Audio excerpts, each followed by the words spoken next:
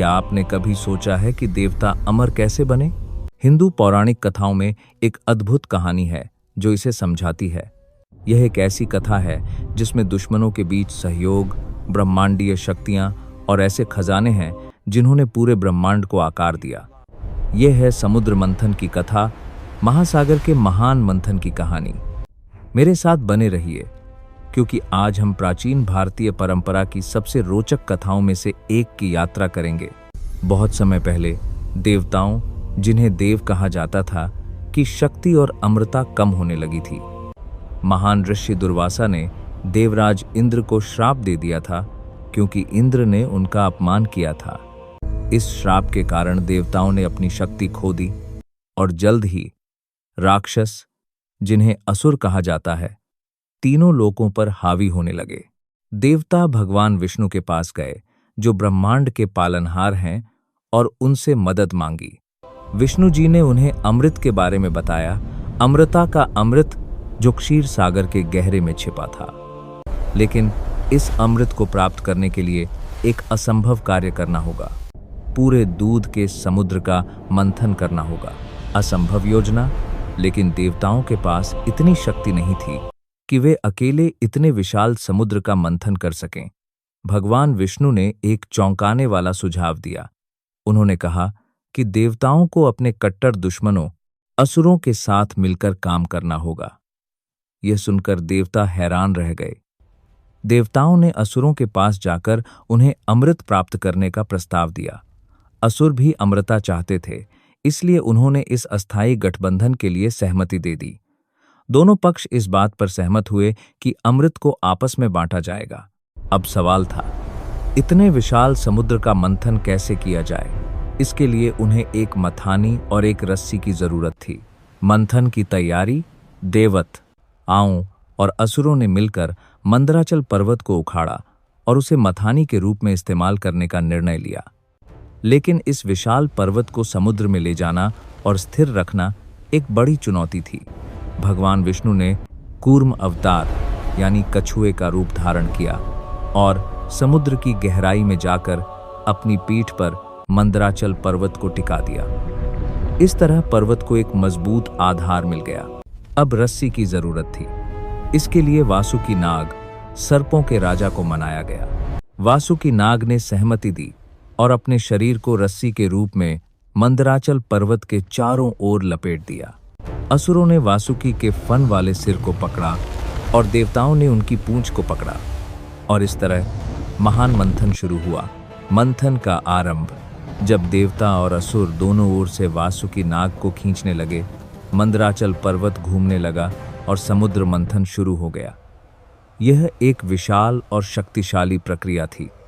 समुद्र में लहरें उठने लगीं और पानी में तूफान आने लगा, लेकिन यह काम इतना आसान नहीं था। असुर जब वासुकी के फन को खींचते थे तो उनके मुंह से जहरीली आग और धुआं निकलता था, जिससे असुर कमजोर होने लगे। वहीं चंद्रमा की ठंडी किरणें देवताओं को ताजगी देती रहीं।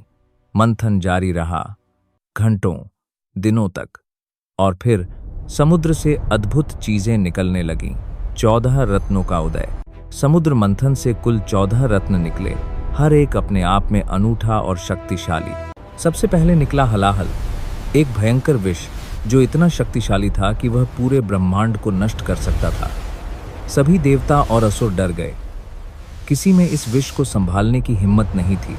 तब भगवान शिव आगे आए। उन्होंने उस विष को अपने हाथ में लिया और पी गए। देवी पार्वती ने तुरंत उनका गला दबा दिया ताकि विष नीचे न जाए। विष शिव जी के कंठ में रुक गया और उनका गला नीला पड़ गया। इसलिए भगवान शिव को नीलकंठ भी कहा जाता है। इसके बाद एक के बाद एक अद्भुत रत्न निकलने लगे।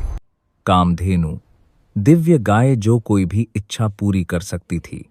उच्चैःश्रवा, 7 सिरों वाला सफेद घोड़ा।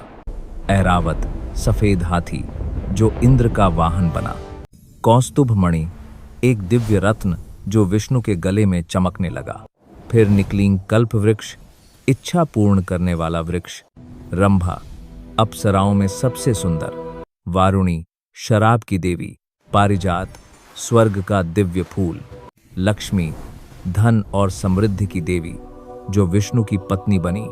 चंद्रमा भी समुद्र से निकला, जिसे शिव ने अपने मस्तक पर धारण किया। शंख निकला, जो विष्णु का शंख बना। धन्वंतरि, देवताओं के वैद्य, अमृत का कलश लेकर प्रकट हुए। अमृत के लिए संघर्ष। जैसे ही धन्वंतरि अमृत कलश लेकर प्रकट हुए, असुरों ने तुरंत कलश छीन लिया और भागने लगे। वे देवताओं के साथ अमृत बांटने के मूड में नहीं थे। अब देवता फिर से खतरे में थे। अगर असुर अमृत पी लेते तो वे अमर हो जाते और फिर कोई उन्हें हरा नहीं सकता था। भगवान विष्णु ने फिर से अपनी माया का सहारा लिया। उन्होंने मोहिनी का रूप धारण किया, एक अत्यंत सुंदर स्त्री का रूप।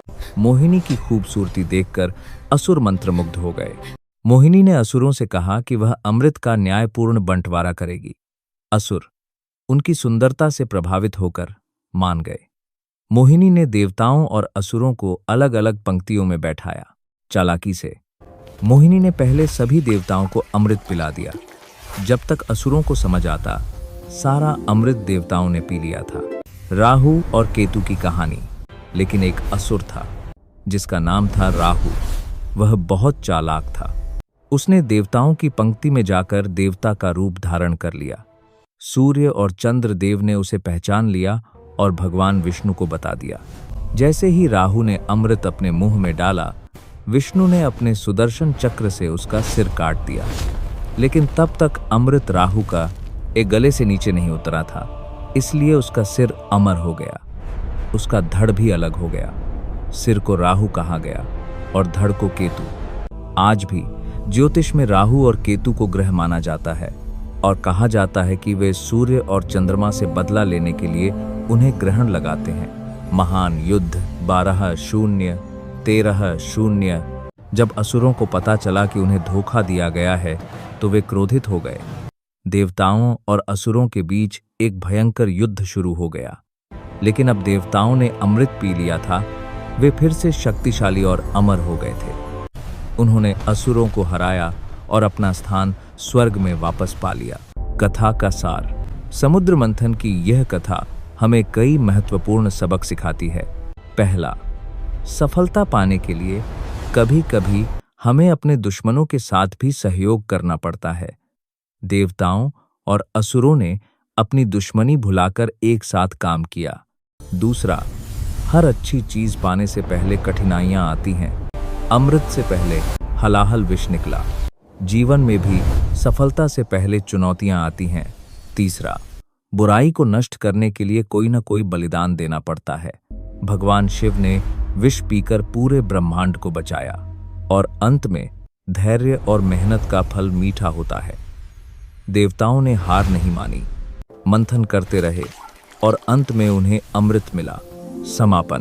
तो यह थी समुद्र मंथन की अद्भुत कथा। यह कहानी आज भी हमें प्रेरणा देती है कि कैसे दृढ़ संकल्प, सहयोग और धैर्य से हम किसी भी लक्ष्य को प्राप्त कर सकते हैं।